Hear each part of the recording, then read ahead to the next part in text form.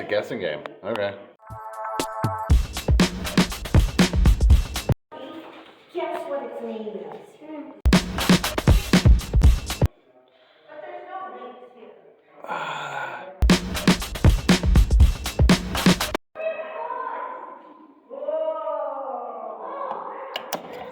Fuck.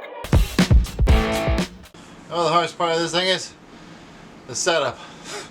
What's up, everybody? Welcome back to AvidCat Studios. I'm your host, Sir Stormchild, also known as Jake. What's up? I took some vacation off. Yes, there is a third video if I ever make it. It's there. Just didn't do anything with it. Anyway, so I've been watching stuff, going through reality as best you can, and playing way too much Breath of the Wild Part 2. Game's amazing. Anyway, I was thinking, what are some movies that are kind of like games? They don't have to be good games. They don't have to be good movies. But I have 3 of them that I think fit within a genre or a very subset of like weirdness that should suffice. Hey, let's get into it. Huh? This was a better movie. House of Voices. It's a lot like Ghost Stories and good indie horror, and it feels good.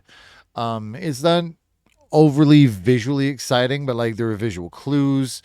Not everything's kind of spelled out, and it feels a lot like a Chilla's art game, where it's 1958 France. There's this woman who shows up, and she's there to help clean up this orphanage on its last days after it's gotten shut down. And there's some ghost kids running around, and she's pregnant because she got assaulted by the previous people who might have been a whole bunch of group of old men who smacked her into a mirror and then cut her a hole back up. I don't know. That part wasn't explained. She's pregnant, but she's binding herself. She doesn't want to be known. She gets hurt because the ghosts are messing with her. They know about it. She gets mad. She tries to punch the baby.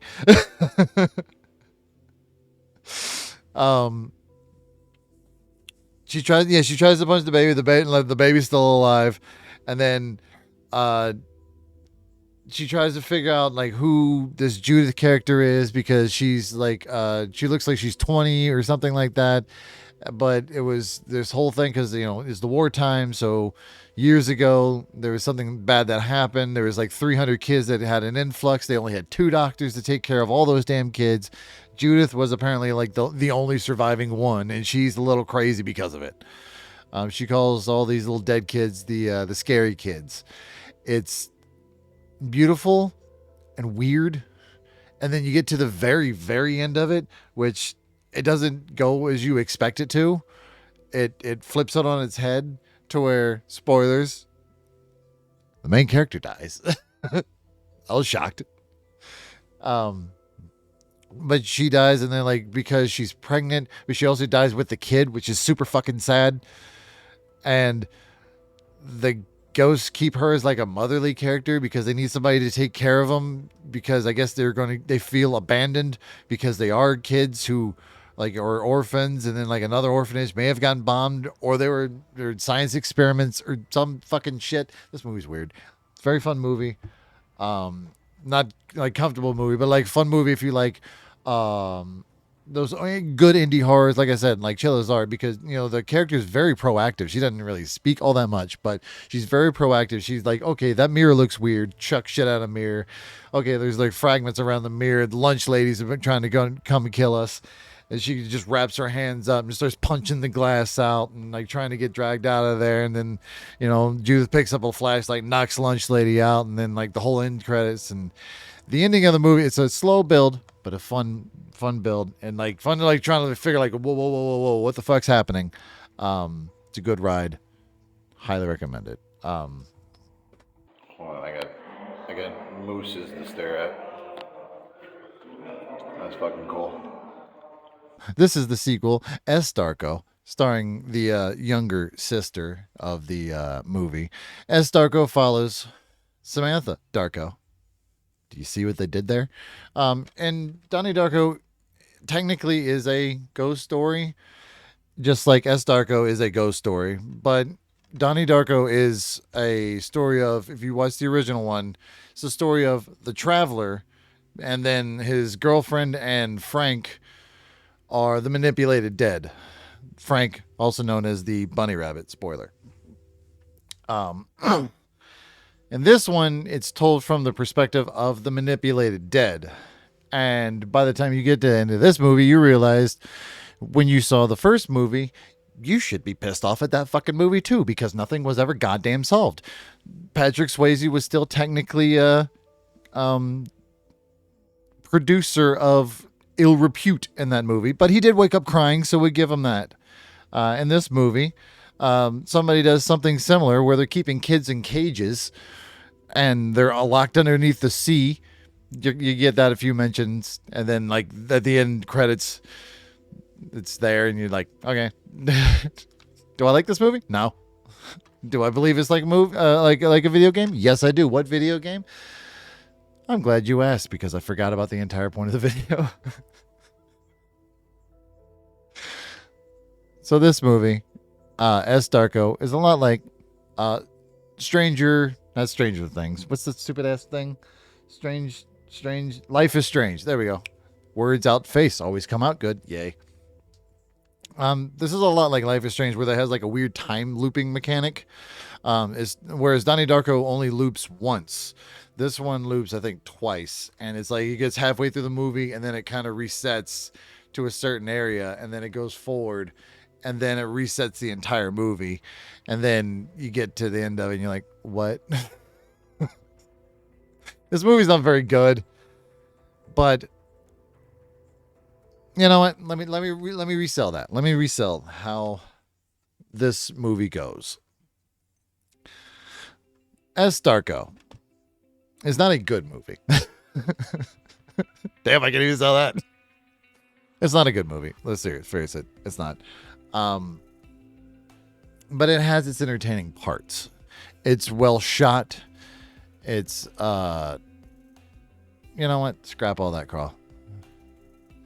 S. Darko is about the sister of Donnie Darko going to the middle of fucking nowhere with her best friend to a job that will never exist and dealing with people that don't matter in a town that gets hit by a meteor, and that meteor is trying to hit a knockoff version of Jake Gyllenhaal. And well, it's a knockoff Jake Gyllenhaal and Justin Timberlake's character from Southland Tales. Kind of merge those two together because that's another awful fucking movie. It's not like a video game. That one's just bad. S. Darko is a lot like Life is Strange, much like this review. Should I fire? Sir! What do I do? Faced with overwhelming odds, Hanks surrenders Fort Mackinac without resistance. The fall of One missed call. I have to eat fucking crow on this one. I once said this was one of the worst movies I had ever seen. I take that back. I've rewatched this. This is entertaining. This is fun.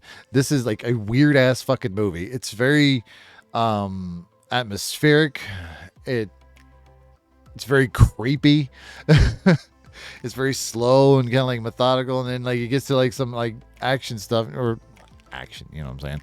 Like to the scares, and it, like I think it delivers pretty well. It's Takashi Mike.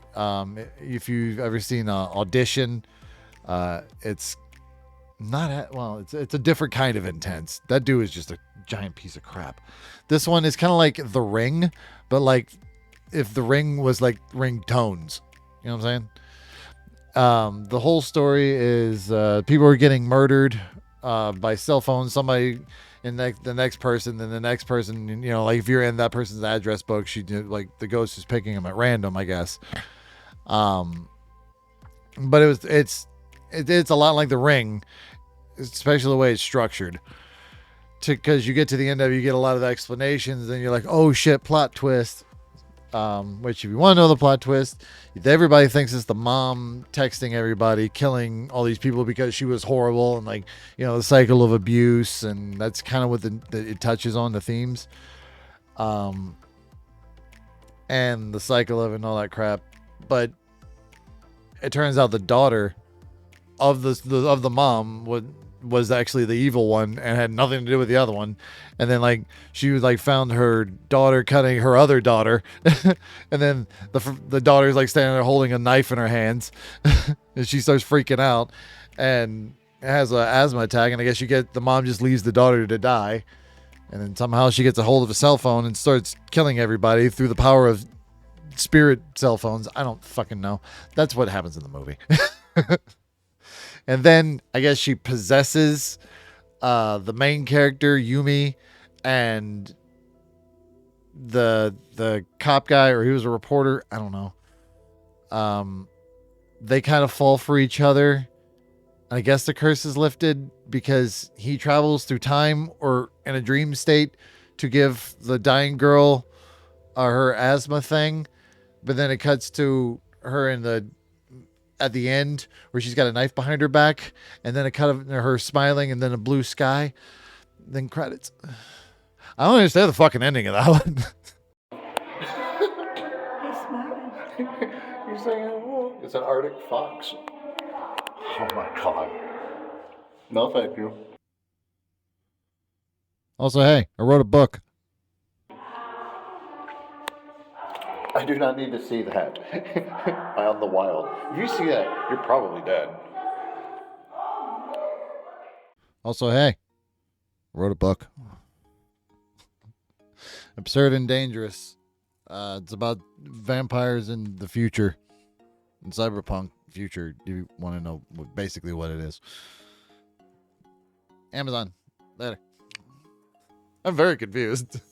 Much like what the colors are and why I'm doing this. Also, I don't remember when I bought these. Coraline, good movie. Go watch it. Don't do acid while you're doing it. Don't do acid. Don't do drugs. I have done them, but don't do that. I've gone through some things trying to figure out some of my emotional instability, if you want to call it that. Please take care of yourselves. I was in Michigan. Hopefully throughout all this, you've been knowing some stuff about Michigan. Like the Root Beer Falls. That's cool. Please be safe out there. I'll see you beautiful motherfuckers in the next one.